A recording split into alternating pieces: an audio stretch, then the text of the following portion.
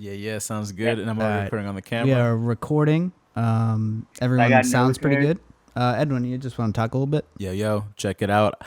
Shout out to Grindhouse in the house. Grindhouse. Yeah. We all sound really good. Yes, there's Swipe House in the building.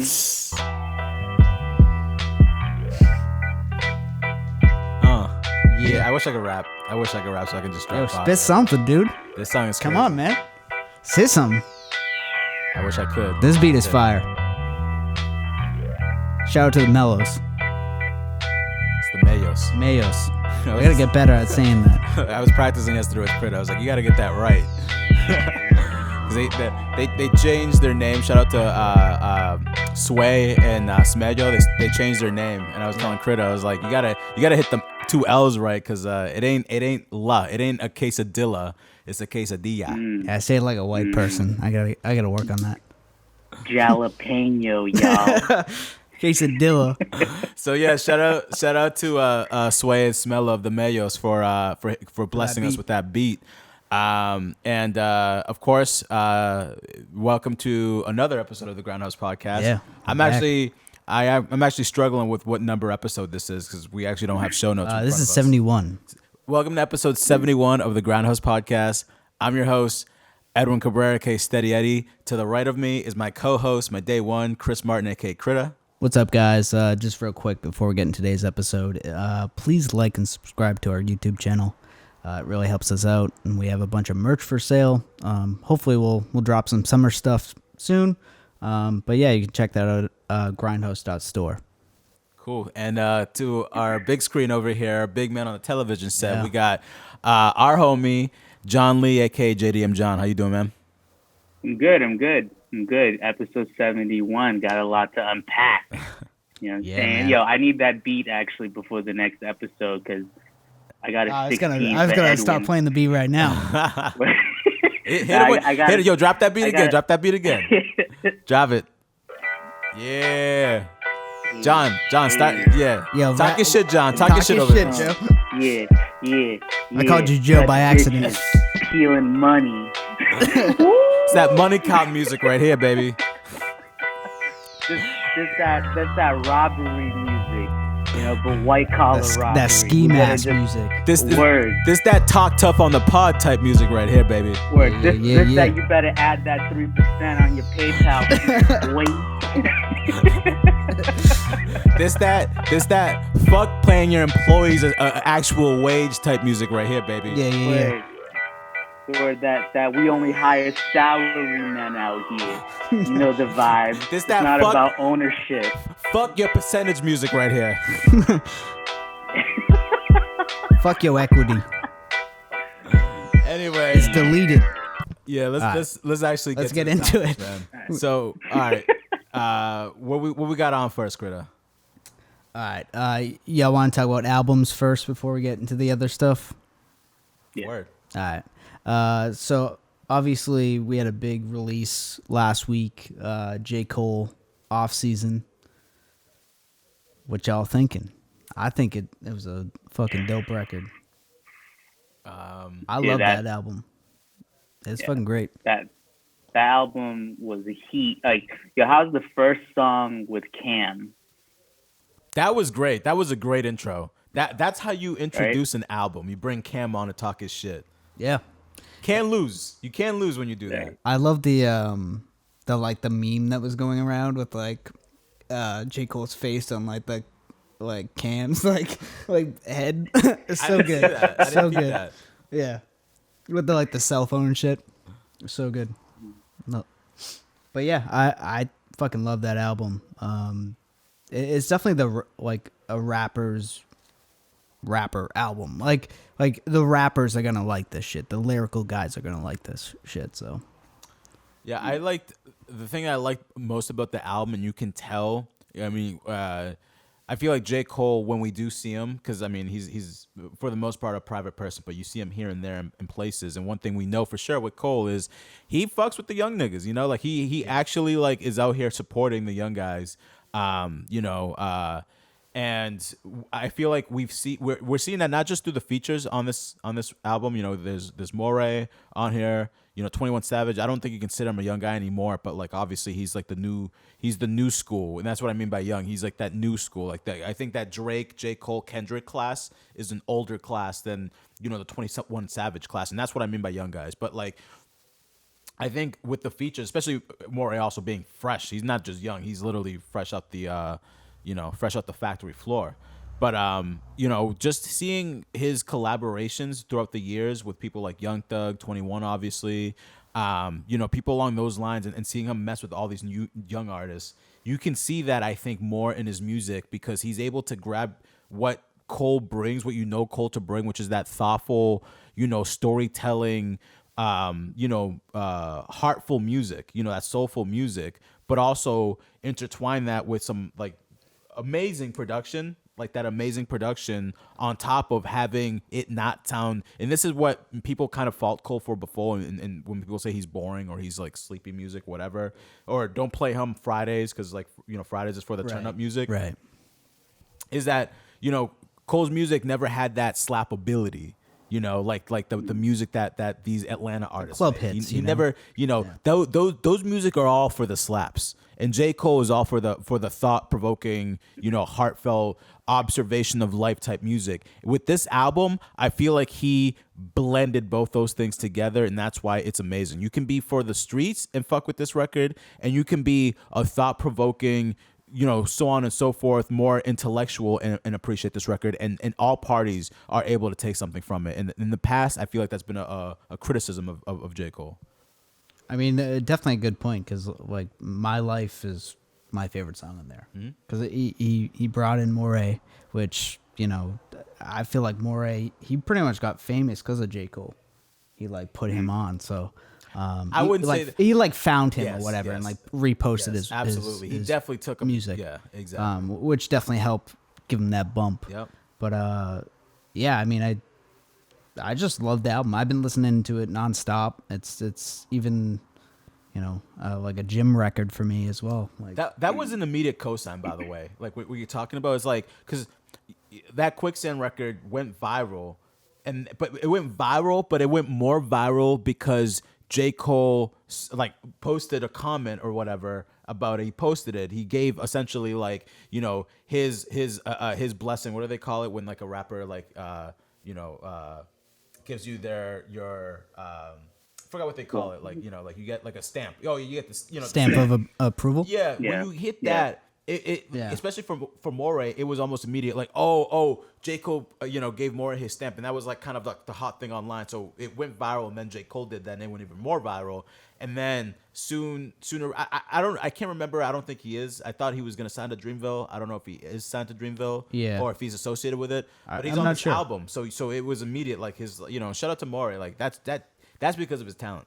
Oh, for sure. Yeah. I mean, he definitely had something there with Quicksand, and it switched up. So, dude, I felt like this album was we've been waiting, like as a Cole fan since like college time. You remember like during the mixtape eras when he was doing like the warm up and all that stuff. Yep.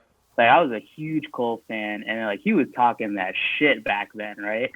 And now like I think like the last album, like his last couple of albums is like a showing growth. He's like practicing, he's playing with the beats, he's like really getting into his artistry bag.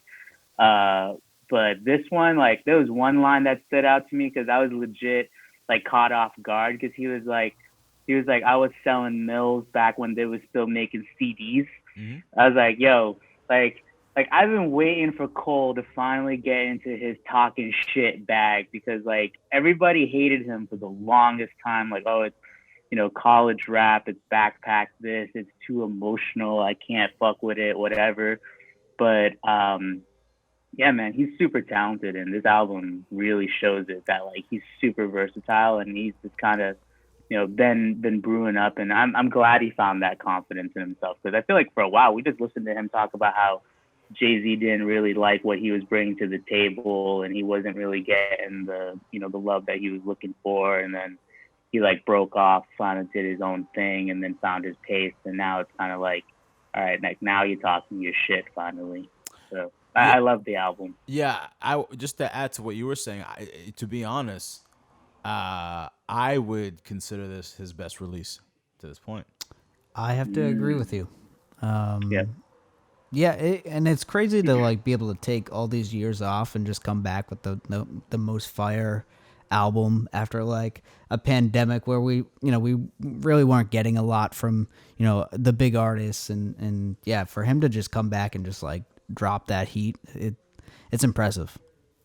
So Yeah, and I would say his mixtapes. So you just mentioned his mixtapes, John. I think his mixtapes were a great like sampling of Cole's potential and what Cole could be. And then when he got on and he signed with, I believe, Rock Nation, Yeah. that was kind of, and you can talk to John about, bro. Remember that concert, that J. Cole concert we went to at UMass Lowell, the Songus Arena? That was very disappointing. talk your shit. Yo, So look, John, you want to tell it?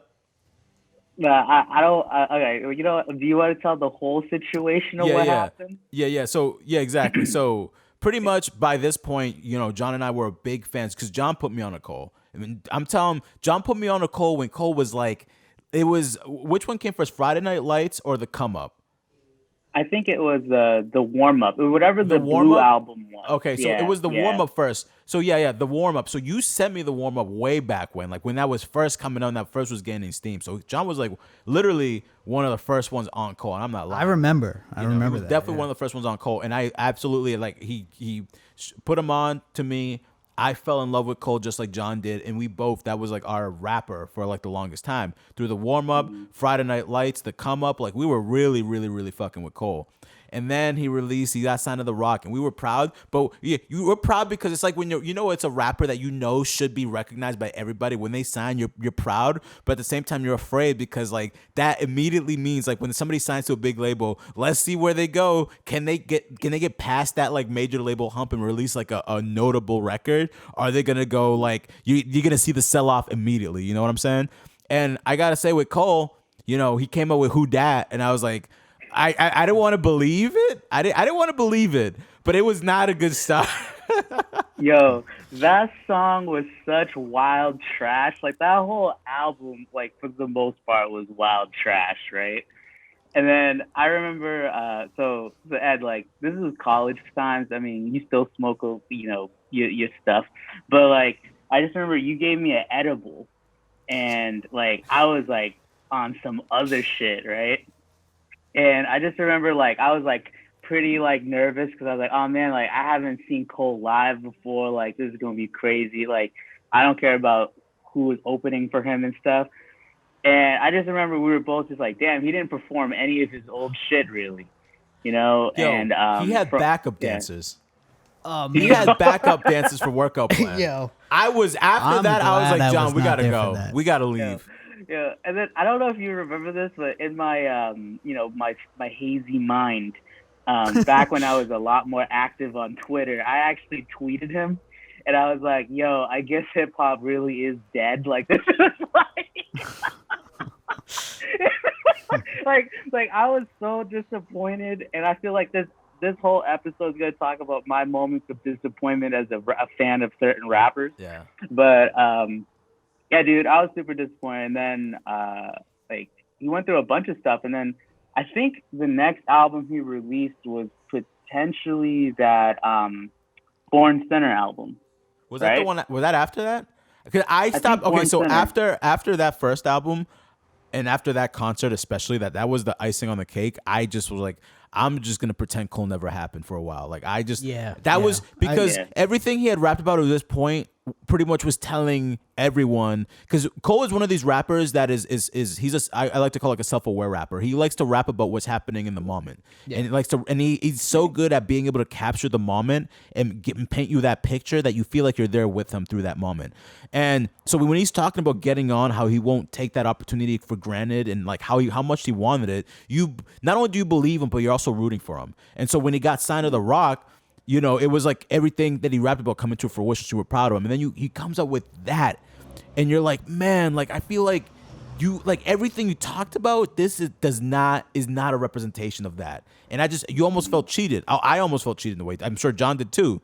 But as J. Cole fans, especially through all the mixtapes, you got to give a mulligan. Where you give a mulligan. Maybe like obviously with the contract, Jay-Z wants this many, whatever, blah blah blah, so on and so forth. Okay, whatever. But that concert was just the most depressing. It was because his Justin opener. Bieber I forgot who his opener was, but his opener were pretty much like this girl. Like it was like one of P Diddy's like one of the, what are they called, the dolls?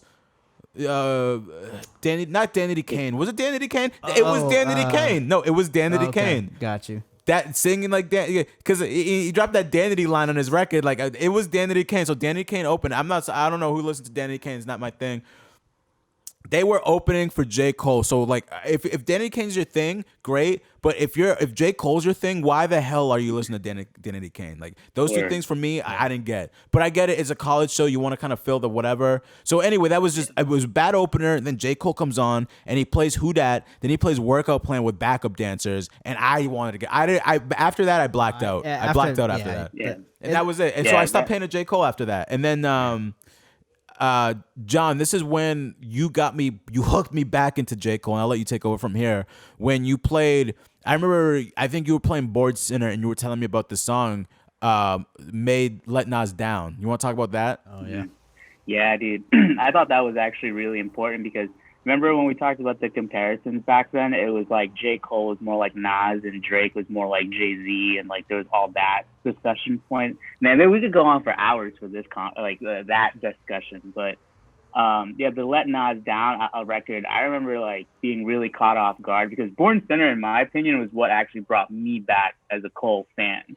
Like it collected that collection alone of that album. Like I feel like I experienced almost every part of that album in some point in my life, and it's super, like, it's a great album. But yeah, like Let Nas Down, I'm sure if you haven't listened to it already, you really need to, because it's kind of like it's kind of weird because you're just like, there's a song basically dedicated to like kind of like asking for forgiveness from a legend, but it's actually written in a really beautiful way, where he talks about, like all the steps and talking about how, his first release really wasn't what he wanted to do, and he didn't believe in that. And then he heard that Nas was really disappointed because he expected more from him, right? That was really powerful. But the really crazy thing was, I don't remember where I read this from, but I guess Cole had actually let Nas listen to that song before the album was released at an airport. Like they ran into each other at a terminal or something, and he played it for him, and Nas gave him like the cosign. And like, as a huge Nas fan, like if Nas cosigns you, like I look at it as like, okay, like, you're allowed back into, like I'll forget the Who Dat album. like I'm gonna just act like that part of your career was what was the word you used, Edwin? Mulligan. Yeah, mulligan. Like, I'm gonna just act like, like that. I'm just basically not gonna count that against your GPA as a rapper. Yeah. All right. All I'm saying is that if any my employer is listening, I could pee in a cup right now. I'm straight. But like, and you also live in California. Yeah. I do. But so like that was my first edible. And like a lot of my experiences with weed was with Edwin, like first. If any of my students are listening, do not do drugs. I do not condone the use of drugs. Do not rot your brains with this chemical. This is the mistakes of past Edwin. Lord. Yeah. So we started off by smoking in my friend's sauna, before the show, and then Edwin gave me like a chocolate edible. And like I just remember, I also gave him some PCP, but he didn't know about that. Yeah. I was going through it, like sitting there. I was like, my stomach is going through all types of crazy situations. And then on top of that, the Who Dat performance and like all these things with Cole was just like, it was just a bad experience. I actually didn't even want to go to a hip hop show for a minute. It was lame. You know what made it even worse? I'm sorry, like the Sangha Arena is one of these concert areas. Well, not really. Like they have the general floor for that specific show though. the floor, what we had seats, like we had seating area tickets. So it's like, bro, you can't turn up in the seating area. You can't. You know? You can't. But I mean, not that I would have wanted to turn up for that show anyway, because it was ass. But like, you know, being in the seats where you can't really like, you know, move around like that either. It was just a bad show, son. Yeah. It left a bad taste in my mouth. It needed John to be like, nah, bring him back. Nas said he was cool. And there you go. So yeah. And then Cole did it again with this album. Like, man, I was sitting on a plane. I downloaded the album on Spotify, and then like I hit play like right when the plane was about to take off or whatever, and I heard Cam on there, and I was like, yo, I don't care what comes after this. You start an album where Cam is your feature, that is an automatic, you know, 3 out of 3 mics in my book of just like craziness. Oh, do you guys freeze? No, You're frozen. We can hear you though. Can you hear us? Give it a second. No. I'm gonna talk. I'm gonna take over for him while he's frozen. So I would say. So one thing I would say about this album is that it's almost like if we gave him a mulligan for that first official release that he did, and we disregarded it, and we replaced this album with that first release, it would sound like that was the natural progression of Cole from his mixtapes to this album, because this album had that mixtape sort of sound to it. Like there was obviously a lot of beats that were were either sampled and reused or whatever, like influenced whatever. But it sounded the way he was rapping with that fire, you know, the way he was rapping with that fire and the release itself, the whole track list.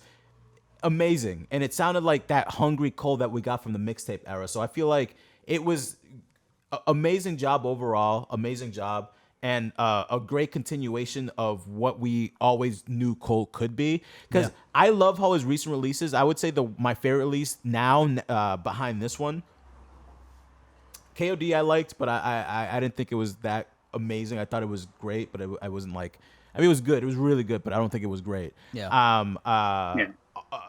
For Your Eyes Only, that's been my favorite release to this point. That's the one people say is his most boring. I don't think it's his most boring. I think that was him in a different element, in a different like space, and being vulnerable, but also telling other people's painful stories. And he did it in the. I always, of course, like I always tie this route back to film. I love story. I'm a story first person. So when you tell me a good story, and you layer it with other things like good production, good lyricism, whatever, I'm all for that. And so I love that record. What I love about this is that you get those storytelling elements. My favorite song, by the way, is Close on this album. So you get that storytelling element from Cole.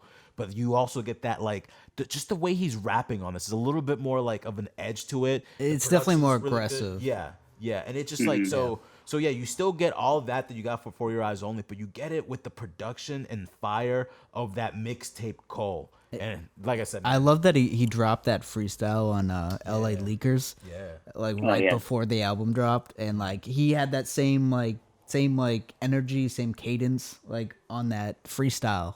And it was just that was fucking dope. I really liked Let Go of My Hand, right? Let Go of My Hand, yeah. He mentions Diddy in that song, right?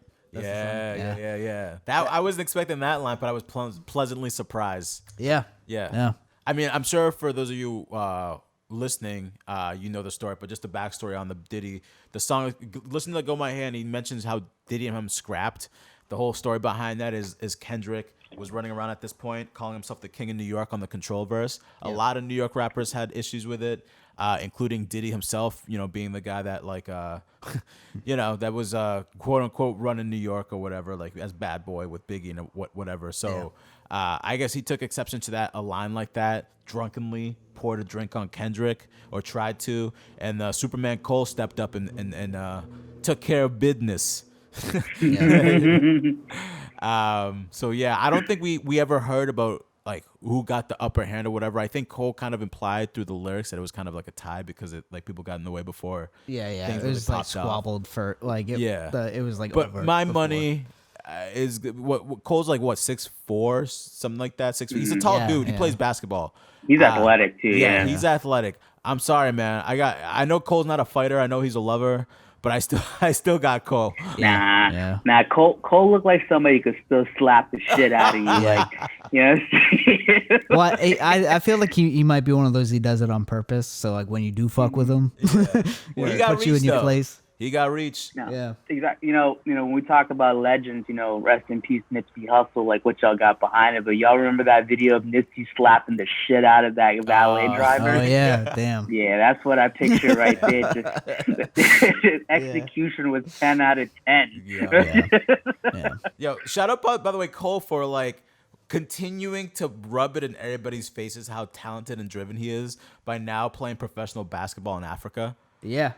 Seriously. People definitely, hating because he's doing that. But, I'm a big opponent to just like, not being just being a rapper. You can do other things. And, I think it's dope that this is he's smart doing something he wants to do. Yeah, this is smart because not only is he good at basketball, I mean, he's a little old to ever make it to like the NBA because he's 36. But not only is he good at basketball, he can play professionally, like in the league, like the Basketball Africa League, BAL. But like, he's gonna put that league at an even higher point and support Africa in that way than like whoever star player that you can get in that league. You know what I'm saying? Unless you got somebody who's a bona fide number 1 overall draft pick in the NBA, like that played in that league or something. I don't know how it all works, but like he's bringing asses to the seats. So he not only is he, I think like, because I actually was watching the highlights of the game. I think he scored like 3 points. He had 2 rebounds. The stats weren't sexy, but he looks like one of these role players. He looks like one of these Marcus Smart type dudes. He does his job. He hustles. He didn't put down 38. He wasn't a LeBron off the bench. He's a team player. He's a team player. He's gonna give you lockdown D. Or at least try. Yeah. Yo, I do have a theory about this. All right, I have a theory. So this is actually my first time hearing anything about that whole like African basketball league thing. Not just like Cole playing it, but just in general. Like I don't know about that league. But you guys know about how like basketball players are going to China to play ball? Yeah. Because like they can't make it or whatever. Like shit happens. happens. Is like the David Ortiz of there's a ton of like different country teams leagues or whatever that it's kind of like the norm because like we did some work with like a basketball player that played in the NBA but also played in other leagues. It's pretty normal. Like if you don't make it to the NBA, you can still get paid pretty well playing on these other teams. Stephon, in some cases, even your notoriety is even bigger than if you were in the league in the NBA. Like Stephon Marbury, for example, he kind of like ran his course in the NBA, went to China, and became an even bigger star than he was when he was in the NBA. And he made a whole career. I mean, he had the Marbury Starberries. Remember the Starberries? You never owned a pair of Starberries before? Y'all some. It sounds familiar. I owned a pair of Starberries, bro. I owned a pair of Starberries. I'm pretty sure I had a Starberry shirt and pants and the shoes. It was kind of fire. Yeah. Did the shoe have his blood in it? Nah. Then it ain't fire, son. It wasn't no 666 type shit. John's like, I ain't buying it. Nah. Yeah, I ain't wearing that unless his blood is right in it. There's got to be blood in it. Sorry. It needs Stephon Marbury blood in the shoe. That's crazy.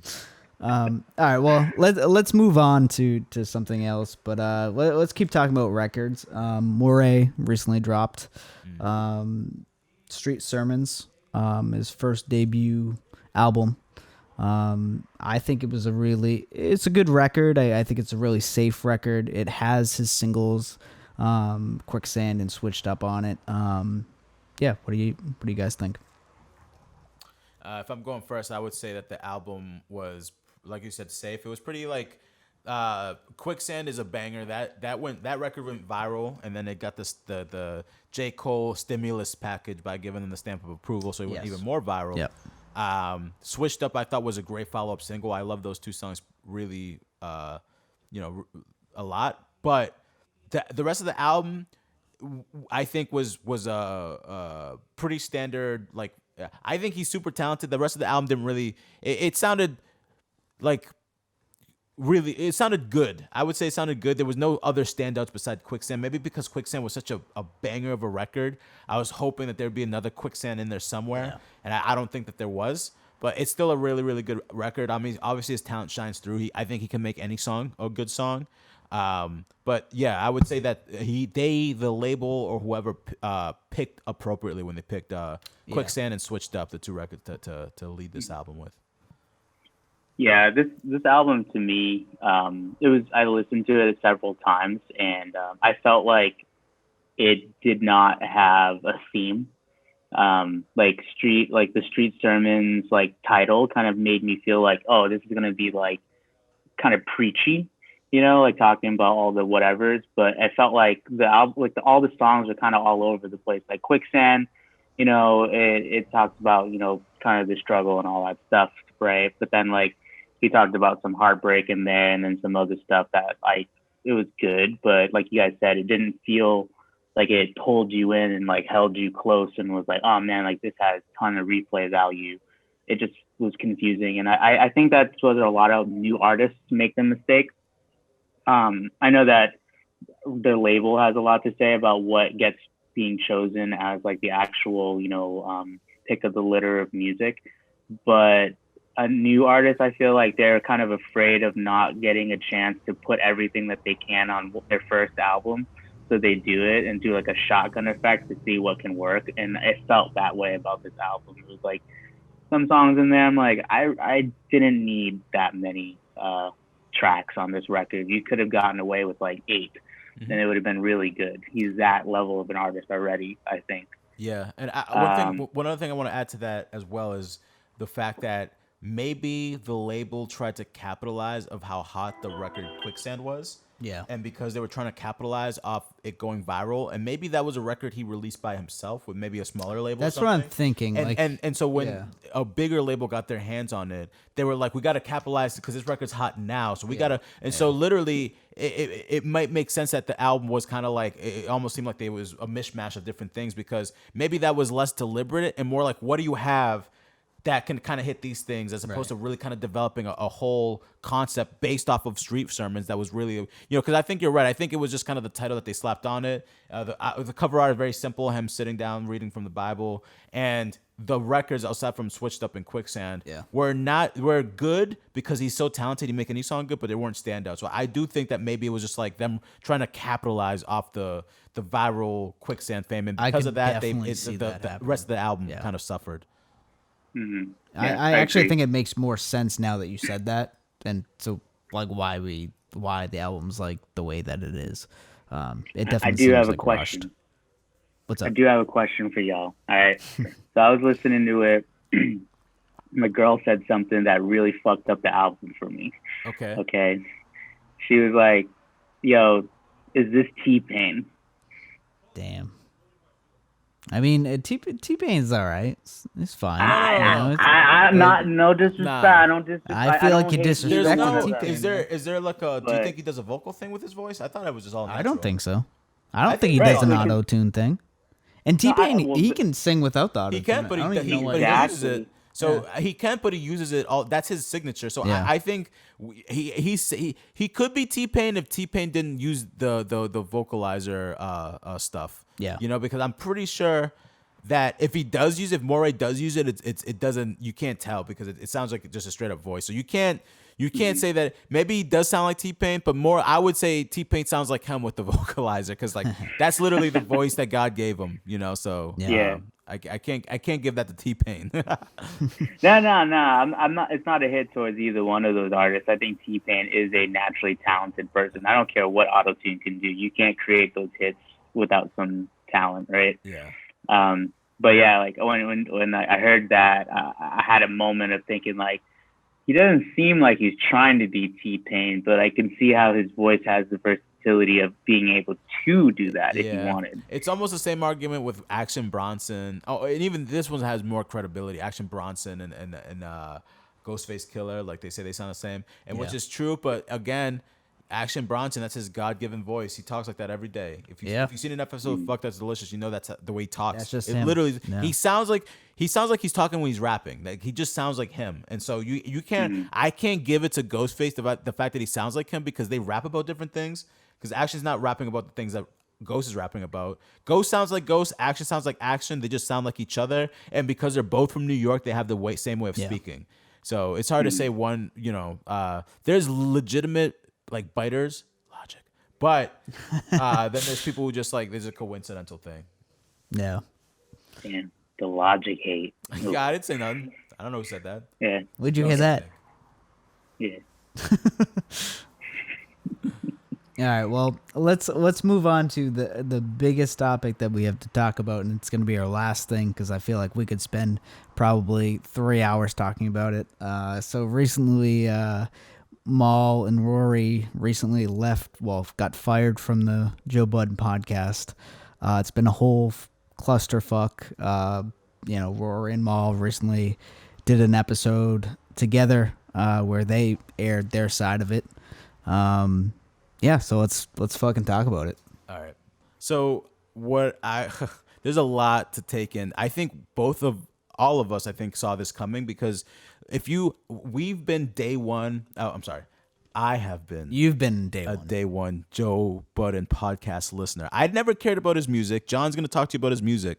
I never cared for his music. I never could get into his voice. His voice for me, his rapper voice for me just didn't do it. So no matter the way how good his rapping was, I never liked his rapping voice. And for me, honestly, I hate to say it, but it's always a thing that I consider. Like, can I listen to you? Do you sound like a voice that I enjoy listening to? Joe just never had that voice for me. So I never really kind of listened to his music. I think he is I literally think he's like a comedian. I think he's a comedian. I do think that if he wanted to do stand-up, he'd be very successful in that realm. I think his podcast is successful because of his personality and how funny he can be. Definitely. I also know for a fact, because I've listened, if you literally average the amount of hours I've listened to Joe Budden in a given year, way too much. I probably listened to, how they say like 10,000 hours, if you do something for 10,000 hours, you've mastered it. Well, I've listened to Joe for 10,000 hours, so I feel like I've mastered Joe. Right? Yeah. You're manipulative now. Oh God, mad toxic. If I am all that I got from Joe, mad toxic. So I know Joe is a funny guy, but he's also his best qualities. He presents them first, but over time you get to really start seeing like his negative qualities. Yeah, it shows little by little over time until it really starts to snowball, and we now are in the snowball era where that ball is huge. So he's got, just to add to the news, Olivia Dope, who used to be on the See the Thing Is podcast on the Joe Budden network, she quit the podcast 16 episodes in because she was being sexually harassed by Joe. She felt uncomfortable with something that he did while he was on the set of the podcast, and she felt like it was just not appropriate. Yeah. And so she called him out on that. So Joe's been having a bad week, obviously. The thing I'll say about Joe is the thing that I've realized, listen to him over the years, he never takes or accepts fault the way somebody who's truly accountable does. He always is first looking for a way to win that argument, even if he's in the wrong, which when I see somebody do that, for me, it just reeks of narcissism. Like when somebody does that, when they refuse to acknowledge the truth and will evade the truth in order to get their side to be looked at as the side that is winning the argument, regardless of what is the actual truth, that for me screams narcissistic personality. Yeah. And Joe, there hasn't been one moment on the podcast where I can be like, Joe was he was wrong and he backed up that he was wrong and said that he was, whatever, like he was wrong and he's whatever. There's never been a moment on that podcast that I listen to I can pinpoint and be like, that was the moment that he there's not one moment. There's always a caveat, an asterisk or something where if he has to cop to being wrong, he always makes sure he throws that in there. That's for me, that's like, okay, that's not good, because if you can't cop to the small things like being wrong about a music or an artist or something small, then when it comes to a huge situation like this, do you think he's gonna be you think he's gonna be truthful? No, he's gonna try to paint his narrative. And I've been listening to this whole thing since it happened. None of the narrative that he's been painting has been clear or communicated as clear, but it has been clearly communicated that Maul and Rory are in the wrong. That's the only thing that I've heard from his side. None of it has been clear. It's just these guys are the one in the wrong, including back when he mentioned accounting, the counting issue. He didn't go into detail about it. He just said, accounting, and just screamed at the top of his lung, and we all are supposed to fill in the holes. I'm just going to scream it, and that's going to let people fill in the gap. And obviously people are going to go with their worst instincts when you present it in that way, and you get, and this is something Joe does where he again, this is the thing that he doesn't realize that he does, and people have called him out on Twitter for it, on the podcast, his own co-host. I mean, they've left because of this reason. They're protesting your actions, but his lack of accountability, always trying to be right or spinning it in his direction, which obviously Maul took huge acceptance to. We can talk about that a little bit later, but also the gaslighting of certain people, gaslighting somebody, making them seem a certain way. And so when you push your narrative that has no basis in truth or has little basis in truth, because you've gaslit them so much, because you've painted the picture of Maul being uncaring of the podcast, never doing anything, and Rory being somebody who's just kind of like mental health wise has kind of gone off the rails and doesn't care about the podcast, and then you present accounting like this is the issue, they want money. What do you think? How do you think people are gonna fill in the gap? Yeah, you know, they're gonna fill it with your side of the bullshit. Whereas I listened to Maul and Rory's hour-long podcast. In 1 hour, they were able to tell me exactly what's going on that Joe couldn't do in 3, 4, 5, however many episodes this started. I still haven't gotten a clear communicated thing of what happened. I always feel like I have to like put the puzzle pieces together when it was Joe talking. Whereas Maul and Rory, I feel like I got the whole picture. It's clear as day. Yeah, that episode was great. You know, I felt like I paid attention the whole fucking conversation. With Joe, he'll sometimes just go off the fucking rails or do all a bunch of sidebars of other shit, and it's just like he's trying. It's just like it's very confusing sometimes with Joe. But yeah, I mean, I think that, you know, their perspective, it makes a lot more sense. So, and also, I mean, Joe also, he went on live over the weekend, and he responded to somebody that said in the comments or whatever that was like, oh, they spoke a lot of truth, and so he started like backpedaling a little bit.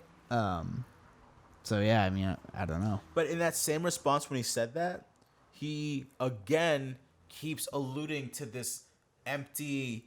He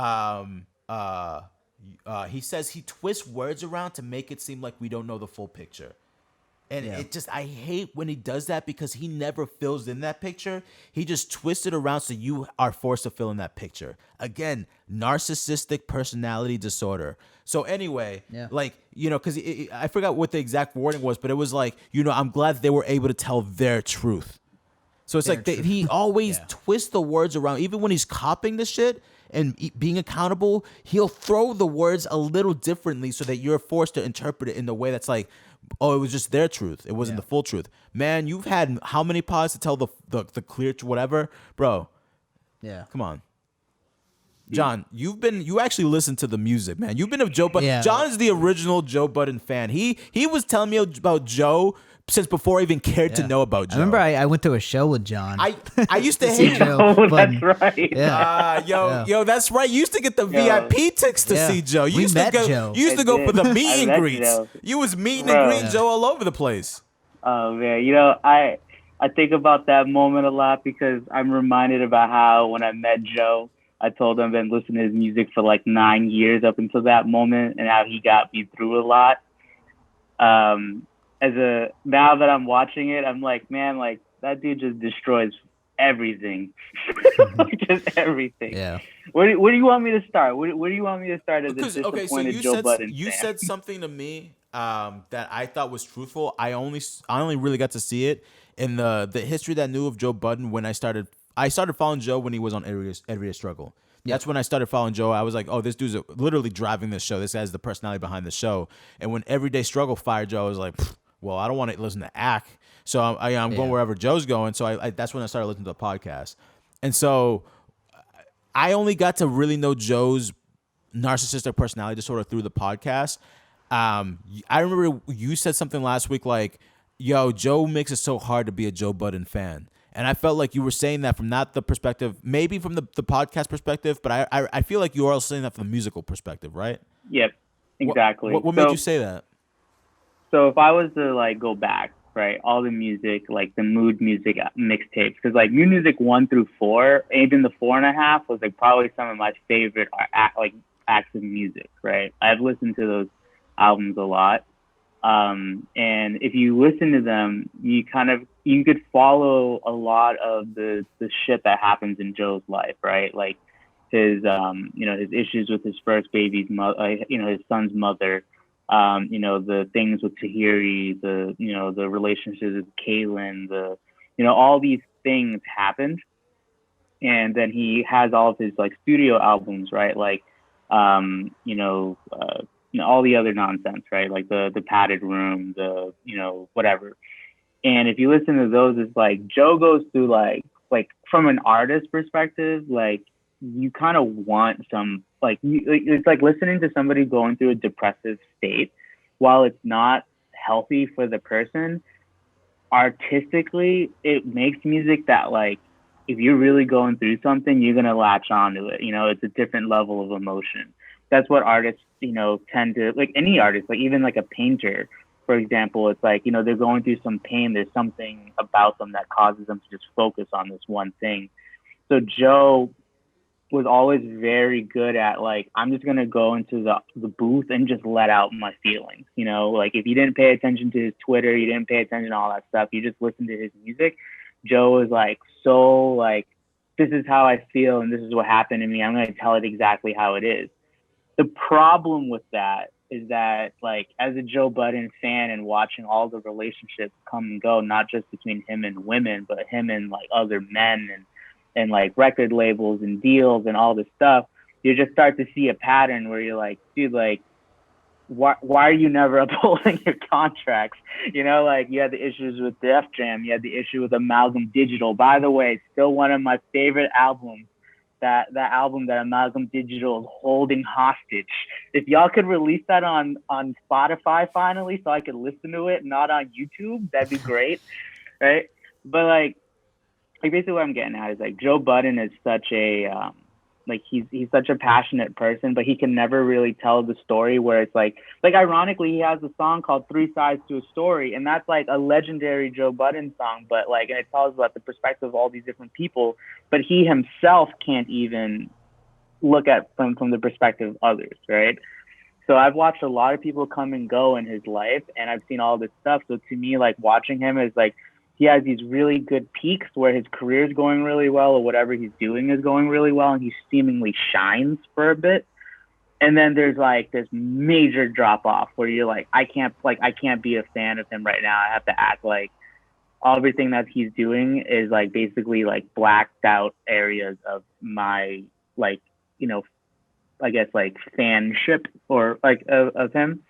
So listening to Joe Budden podcast, like it was actually you guys that put me on a Joe Budden podcast. I did not listen to that shit.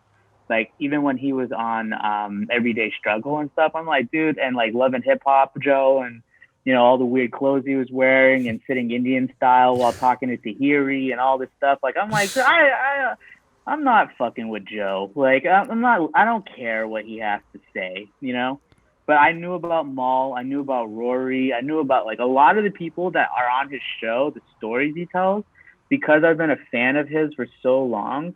They're not new people. These are like recurring, like it's like if Joe was a TV series himself, these are recurring, like characters. Like, do you remember the skit about Brandon, the yellow sneakers? No. Okay, so like any Joe Budden fan who's listened to like Mood Music, I think it was like 2, they know the yellow sneakers skit. I actually met Brandon at the Joe Budden podcast, and it was weird. Not the podcast, his show, because he was walking by. Chris, I don't know where you were. I was by myself, just I like probably got going lost through the or some crowd. shit. Dude, like I just remember I was like, holy shit, that's Brandon. Like there's all these people who are part of Joe Budden's life that are there. So like as a fan of Joe Budden, especially for his music, like you listen to it and you're just like, you understand him, and in a way you're like, he must be able to understand like us, like the things we all go through, because like like Joe Budden shows are sad, man. Like I feel bad, Chris, because I think like you and Joey were with me, and like oh yeah, I forgot Joey was with us. Yeah. What makes it so sad? Yeah, well, Joe Budden was supposed to perform all of his new stuff from like, all these like things like that Lil Wayne song he did, and like all these like happy new like there were women there like looking to just try to like, you know, have a good time and listen Not to like good his music. mood type music. Yeah. And then like the thing is, as a Joe Budden fan, I remember like I told him like that like his music got me through a lot, because I had thought about everything I would want to tell an artist that I respect and I listen to, right? And I was like, the only thing I could really come up with is like, dude, like your music has gotten me through a lot of dark times. You know, like losing friends, like feeling like you're struggling, like feeling like you don't have anything like to really uplift you through certain things, and just feeling like just down, right? And then like he started playing like his mood music. Like I knew the beat when it came on, and I saw him crumple up the set list, and that's how I knew this whole night that we were there was about to get real depressing, because he lit a cigarette and it was just dark. You think you sparked that? You think you did that? I don't know. I'm not gonna take credit for it. In your head, you did that. In your head, you did that shit. In my head, I was like, you changed the show. Yeah, when he you ruined the night, bro. He's like, "Are you in that mood yet?" And then like everybody who was a Joe Budden fan knew exactly where he was going, because I was like, if he starts talking about how these ain't even his jeans and he ain't had a haircut in a week or something like that, or in a while, like this is about to get mad depressing, right? Could I ask you a question real quick? Yeah. So Mal made a claim on the I'll Name This Response Later podcast. By the way, we got to find some time to talk about Rory and Mal's new podcast that they might got going on. Yes, definitely. But Mal said that he's seen the shows that Joe's done, and he says Boston as one. Being somebody who's been to a Joe Budden show in Boston, what can you tell us about the turnout? Because Mal claims that there was not that. Yeah. Yeah, like Mal was actually quite accurate. Like it's not like a show that like people are waiting like multiple blocks for. It was actually I don't very think it was casual. packed out. Yeah, like I didn't feel like sweaty afterwards. You know, yeah, like, it wasn't like people were show. on top of each other. Mm-hmm. It was just a casual setting. Yeah. Middle East downstairs. Yeah. You know, I think. So if I was like, I could talk about his music all day, but the podcast thing, like Ed, when I texted you that about how like it's hard to be a Joe Budden fan, it's like I'm used to being let down, right? And so like when y'all put me on to Joe Budden podcast, and honestly like that was around the time that I was listening to, you know, like Norrie's podcast, I was listening to Tax Season, I was listening to like all these other podcasts. And Edwin, you were actually the one who told me about Joe Budden on Tax Season. You know, like that was an episode that I had to listen to. It was a great episode. And it's a great episode. You know, if you want to see an example of just like Joe, manipulative Joe, absolutely. like go listen to that. But when all this shit started going on, like I was like, oh man, we're doing good. Like Joe Budden podcast is like 6 years into the game. Like they're doing well. They're making money. They're talking about record labels and ownership and, you know, like all these stuff, artistry. We're just talking about NFTs on here. They were talking about it over there, crypto, all this shit. But like when shit started to go downhill, I'm like, and I was watching Joe like on his live rant, and like I was watching the responses, and I listened to that episode where like Rory and Mal came back, and the episode after when they left. I was like, guys, like this is what it's like being a Joe Budden fan. Like you get brought up, you start to peak, and you're like, oh man, this is great. They're only gonna keep going, and then Joe just fucking destroys it. Self-sabotage. And it sucks to say that, because I'm sure like I very much thought, first of all, Joe's like even listening to this, but like I hate to say that, because it's like so many fans have gone on him way before this happened, saying that he always fucks up what he creates. And he himself very like recently, before this whole blow up happened, was going so far against that narrative and trying to say was this and this. There's no avoiding that accusation now. You literally, the way this podcast imploded was solely because of him. And so he can no longer hide behind that was an industry contract. That was a bad, you know, it's like, bro, you were the one that was responsible for these people. You know, you brought them in, you developed this brand, you got people to buy into it, post your music, even more popular than your music itself. And you promised these people, you had a contract with these people, and you still managed to fuck it up. So it's like he can't, and at the same time, if you can't be accountable for that, what are we talking about, man? You know, like I feel like he's losing a lot of fans because they're realizing the ugly side of Joe because they have to experience it. He's gaslighting people by pretending it's not his fault. But everybody before this blow up happened knew his narcissism and his ego was getting in the way of a good pod. There would be multiple times where I felt like he would step on Rory's jokes or step on a take that Rory had that would have been an interesting take had he let him go on it. But he always wanted to be that grab the mic right back. And sometimes, especially when somebody's cooking, like when Rory was cooking, you got to let him fly, bro.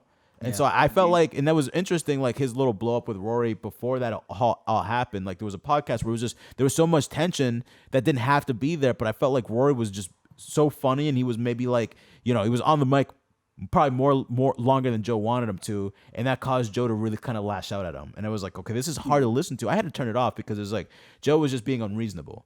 Yeah. And it to see that happen from there and like being aware that this is like something that's bubbling. Like I just felt, listen to the last probably like 10 pods, probably even more, that something was bubbling that even it was palpable to the people listening. And it's so much so that I even tweeted Joe like, yo, you gotta let your boys cook when they have a hot hand. You know, I even tried to make a joke like you know, Rory, like, you know, Joe, you gotta like you know, you're like Wally Pipp. I don't know if you know baseball, but like Wally Pipp was the first baseman of the New York Yankees who got replaced by Lou Gehrig because he got injured. He was a great first baseman. I think even Hall of Fame worthy. I think he may even be in the Hall of Fame. I'm not exactly sure on that. Great first baseman for the New York Yankees. Won championships with the New York Yankees. Got hurt and lost his job to one of the greatest baseball players ever, to Lou Gehrig. So it was just like a tough break. And so anyway, I was making a joke about Joe being the Wally Pipp of the podcast because Rory's like, you know, giving him a run for his money. And look at it now. Maybe they get their own podcast. Maybe that fully realized itself in the Maul and Rory podcast that we saw a little sample for with the logo they had, the little beard and hat logo. So who knows when that's gonna come up? But I will be listening. Yeah, same. I'm gonna just let it breathe. I'm gonna take a break from the Joe Budden nonsense because I feel like I've just been involved in watching it for a lot recently. Yeah. All right. So Joe tiptoes around this a lot. Okay. Slaughterhouse. If we want to talk about group impact and contrast and beef and all this stuff, similar to Joe Budden podcast, but just in a different space, right? Music. Slaughterhouse was basically the last time that Joe really was an artist, right? He retired after that. My understanding is that that's like a forceful retirement because basically he's still under contract with Shady, right? Like he didn't deliver like whatever number of albums. And I think that like Slaughterhouse can't even perform any of their music without him because of the contractual agreement. So from a music perspective and also just from a human, like my question for you guys is like, you know, how difficult is it to actually operate as a group when it comes to music? That's the question you're asking. We don't know. We've never been in a band before. Yeah, I don't know. I mean, I would say, we spend time with artists. Yeah. I mean, I've seen artists butt heads. I can say this in terms of being on a film set, which is like in terms of working within the group. I can say that there's a lot of roles people have to take. Like when we interviewed KMF, you know, they were talking about like the different things that people bring to the table. I feel like a perfect person to answer that question would be Jay Moon because he has to manage 10 artists at one time and a lot of different personalities too. Yeah. So but I can imagine it wouldn't be very easy, but I really can't speak to that type of stuff because we don't do that. We're not in the band ourselves either. Yeah. Yeah. The reason why I asked is I was looking at it because like I kind of wanted to zoom out and think because I came in here today thinking like, what am I going to talk about? Like I could rant about Joe Budden all day long, right? But like if you look at the patterns of things and the contracts and the relationships that are associated with those contracts, it just seems like Joe Budden's always not fulfilling his contractual obligations. So I'm like, if you're a friend and like, you know, like say like us three, where like we get into someday like this shit actually blows up and we start looking at contracts, but you know I don't fulfill my contract. Like, don't you think that shit's gonna happen eventually where Joe, who's technically your boss, isn't going to follow through? Yeah, I think. Well, in that instance, though, Joe's really not their boss. Yep. Because they get a percentage of the profit. So Right. they're not. It's a different situation. Joe tried to take it to that point. I would say the production team. That Joe's the boss of them. Yeah. So just to add on to what you were saying before, I think that this is something that Rory and Mal both expressed on the I'll Name This Response Later podcast that they did, that one-off podcast that they did. They talked about did you remember the term that they used? Profit partners. Yeah. They were profit partners. They weren't workers of Joe. They were profit partners. They took a percentage of the profits. They didn't take all the percentage, the biggest, because they know Joe has IP, and Mal and Rory made that clear, but they were profit partners. They weren't getting paid salary. They weren't salary. There was no plans of being salary, no discussion of that. Joe tried to push it, and this is when they were talking about like some other shit, like people were playing chess behind the scenes. Mal was alluding to that. This is one of the things he was alluding to, is that the fact that Joe probably wanted to make them salary and wanted the full control of the podcast and make sure that was in writing. But that when he brought in Rory and Mal, that wasn't made clear or laid out, and that wasn't what they agreed to. They were profit partners. Now with Ice and Ish, and this is another, and I personally, I think the podcast would be great with Ice and Ish. I think that I listen to their podcast. I love it. It's different dynamic, but it brings something different that's still interesting and good and funny. But it's like fresh. The problem with Ice and Ish and with the Joe Budden podcast, and it's hard for me to listen now to it. I'll probably listen to more Rory and Mal than I do with Joe. Is the fact that I know all this shit went down, how Joe's being and playing it off, which I think is really snaky, and also the fact that what Mal said was, I think it seems the most logical and reasonable thing that's happening, which is Joe is tried to make this move. It's backfiring on him. Now he has Ice and Ish, who he tried to make, Rory and Mal seem replaceable by bringing Ice and Ish in, kind of make him, trying to, again, gaslight him and make him feel like they're less valuable than they are. Maybe they'll come crawling back. If they don't, you put them on salary, Ice and Ish. And either way, you're winning. You know what I'm saying? And I'm sure in Joe's brain, profits anymore. I'm pretty sure in Joe's brain, that's what how he was reasoning it and playing it. And of course, he's not going to tell you this shit because he's a snaky motherfucker. So instead, what he's going to do is he's going to play the chess pieces and see where it falls. That's where I feel like, like I said, man, I'm not, when it comes to Mal, I agree and disagree with a lot of the shit that he says. This is one of the ones where I'm like, bro, he's speaking facts. Like, there's nothing about what Mal was saying where I felt like he was embellishing to make his. Obviously, because he's saying it, it sounds better on him and Rory. But the bullshit meter goes off so much more with Joe than it did with Mal and Rory. So that's where I land on that at the end of the day. And to me, I don't know if the average fan that matters, but to me, when I feel like you're a snake, it's hard for me to listen to you and with the same. It's gonna be hard for me to listen to Joe the way I used to, because I know he's still a snake, so it's hard. I don't know. Yeah, it's hard being a Joe Budden fan, man. Yeah, you weren't wrong. You said that a long time ago. You say that now, and I couldn't agree with you more, man. It's tough. Yeah. Yeah. When he got into a fight on Love and Hip Hop, I said that. He still owns some of the best viral moments, like the fight on Love and Hip Hop, getting punched by Consequence on Love and Hip Hop. The rocks and chasing kids down the street in the white beer. Yeah. Yes, the him flying down the escalators and screaming at the top of his lungs. Like he owns a lot of the best viral moments for a rapper on the internet. So shout out to Joe for that. Yo, shout out to Joe in terms of, like, you did get your Drake interview before, though. When you was on Joe Budden TV on YouTube recording with that little square thing, you was interviewing Drake already. So it's okay. I'm pretty sure No beer Drake. Nori got his Drake interview, so we'll be seeing that soon, probably. Mm-hmm. Oh, Nori, that's news. I didn't know about that. Yeah, he's gonna be on Drink Champs. Yeah, I'm actually excited for that because I love Drink Champs. That shit's like listening to old friends get together and just getting drunk progressively. Yeah. Nori's just too distracted for me sometimes. I stick it all the way through. Sometimes he gets too drunk. Yeah. Well, that's the thing is like you mix like the whole thing is like he'll drinking. just be like he'll just be he'll just be like derailing a really good story that you were super into with his own bullshit that's like flying around in his brain. It's like, no, you got a good point. No, you're saying that. Or he's like, yo, I need ice in the shot. What?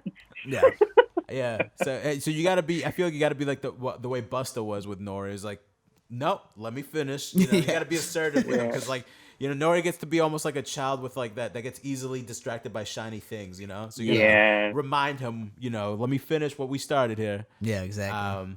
Anyway, that's really all I have to say about Joe. There's a lot to say. But it's just it's hard being a Joe Budden fan at the end of the day, and this is why. So I mean, I want to wish all of them the best of luck. I do, but I wish a little lesser of the best of luck to Joe. Yeah. Hey man, he'll come back. You never know. Word. Let's wind down. So if you guys, thank you, Critter. Hell yeah. If you guys fuck with us, you like what we do, you want to support us, make sure you like, comment, subscribe, and share this podcast out. Again, check out our grindhouse.store, check out our merch, and thank you for supporting us. And we'll see you guys next time. Peace. Yo.